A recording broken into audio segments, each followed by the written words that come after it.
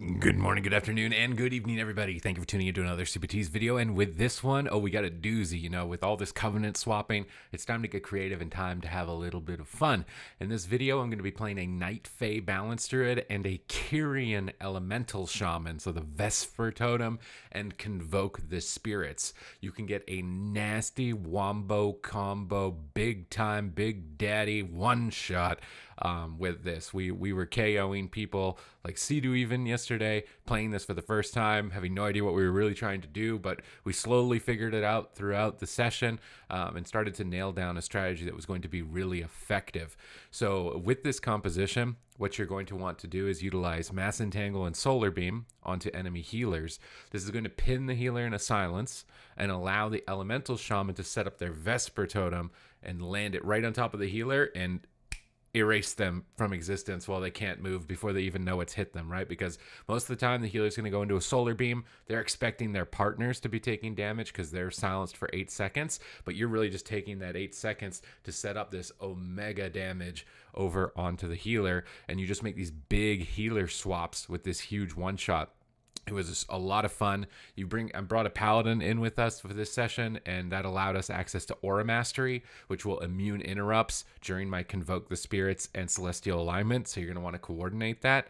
I would recommend using Convoke the Spirits more or less as soon as possible, because you're going to bait the enemy team into thinking that they're safe, and then there's going to be this little sneaky totem that comes up right behind them, and whoo, oh, you're gone from existence, and yep, that's it. So against RMP, specifically as a balance druid, it's very important that you crowd control the mage and the rogue as soon as they've found their target. The best way to do this is Disorienting Roar on the mage and play Fairy Swarm, so your disarm honor talent, onto the rogue. So you want to be in a position where you can wild charge to the mage or sprint or dash right on top of them and incapacitate them as soon as possible. So right here, they open on my paladin, incapacitate the mage and the rogue. I don't actually know how I got the range on that, but then disarm the rogue. This will prevent them from stunning the target and lock them down in place, opening whoever's getting attacked to do what they need to do, which in this case was Hammer of Justice. I recommend casting Cyclone right away because you're going to get Counterspell out of the way, which means you can land your one-shots. And here my Paladin's got a Hammer of Justice into Repentance. And we could look for Root Solar Beam setup. Here, Trinketing the Blind and Bopping my Kidney is going to get me aggressive. I go for a Solar Beam onto the healer, and this is where I want to call for Aura Mastery. This is where I want to go for my Incarn Convoke, and I want to blast basically whoever's in front of me. I use a Wild Charge to get away from the rogue so he doesn't stun me or crowd control me on the Convoke, and I just want to get as much damage out as possible. So unfortunately, the rogue vanishes. Triune Ward, still really powerful, absorbed a huge amount of damage on the Convoke, and Mirror Images made it a bit of a struggle. But like I said, I think you really want to be shoving the Boomkin cooldowns as much as possible because it lulls the enemy into a false sense of security for the Kyrian Elemental Shaman to then go for a one-shot. Another important component against Rogue Mage is that you never want to overlap your trinkets on one of their setups. So on that setup, my Paladin used their trinket, nobody else did. My Ellie still has one, I still have one, my Paladin still has Divine Shield to break crowd control, and then you're just chasing the RMP, trying to stand on top of them, getting prepared for their setup. Now, if you're the target, it will be tough to peel the enemy attackers, right, with the Disorienting Roar and with the Fairy Swarm. So you may need to use your Medallion, because now in this position, they're switching targets. They're going on to me. I can use my trinket here and disarm the rogue and get out of the smoke bomb very easily. Use Frenzied Regeneration while the rogue is disarmed. My shaman is using the Earth Ellie stun onto the mage, so we're getting cross crowd control. If the priest dispels your Fairy Swarm, you can then root the rogue with Mass Entanglement, and that's going to pin the rogue in place, preventing their damage. You can Cyclone the mage out of Hex. You just want to be focusing on locking down the RMP in the middle of their setup as much as possible. Cyclone on Mage into Lightning Lasso for a swap onto the Rogue. And this was one of the games where we were still figuring out the strat, and I kind of just made the call out of nowhere. I think a few moments from now where it was like, all right, I think we got to go on the healer. We're gonna set up a Solar Beam, and we're gonna set up a Vesper Totem onto the healer out of it. So in this position, in the in-between, you're just trying to keep your dots on as many targets as possible. Trying to run the priest out of mana is kind of the fallback strategy in between these setups. You do want to spread out, so I'm moving away from my Paladin and my Shaman. This way the Rogue has a lot of distance. They're gonna have to close to be able to stun multiple targets, which gives your team more time to respond and to figure out how you're gonna deal with crowd controlling the enemy attackers during their setup. I positioned behind the tombstone, but now they're going to move in on top of us, and I have no trinket. Paladin has no trinket, so it's probably Divine Shield. I tried to use Barkskin in bear form, but Mind Games on a Boomkin is pretty much KO. So I've got Mind Games in a Shackle. That's a KO. My Paladin has to use Divine Shield, but again, only one Divine Shield to break the crowd control. And as soon as you've survived that, you got to start turning this around. So this is where I've got Solar Beam, Mass Entangle. I really want to set that up on the Priest. I really want to go for a one-shot on the Priest. So I root the whole team. I tell my team, set up the Vesper Totem. Let's set up the one-shot over onto the Priest, get dots onto as many targets as I can. Hammer of Justice on the beam. Wild Charge behind the pillar so I can't be counterspelled. Convoke the spirits around the corner. Quick little pew, pew, pew, pew, pew.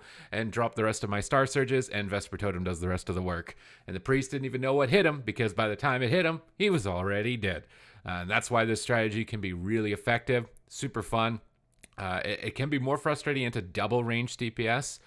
It wasn't kind of this one-hit wonder where it was the best thing ever, but it was very fun into priest healers. Any healer that isn't a druid, basically. So you can set up these mass entanglement solar beams on the healer and then set up the Vesper Totem out of it and really just blast a truck ton of damage onto them. It made it a lot of fun to do that. So it was nice to experiment with some of the covenants. I feel like a lot of people are just super locked in on like, these are the best covenants. These are the only ones I'm going to play.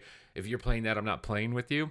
But there's so many other options to try and come up with some strategies, because this comp, Rogue Mage Priest, when I had played this composition Ellie Boomy in the past, had been borderline impossible. But now with this build, there was enough damage to completely overwhelm the healer and blast them out of the water with these mass entangle solar beams. It's a completely different playstyle, created a lot of new opportunities for a comp that I've been playing for a long time.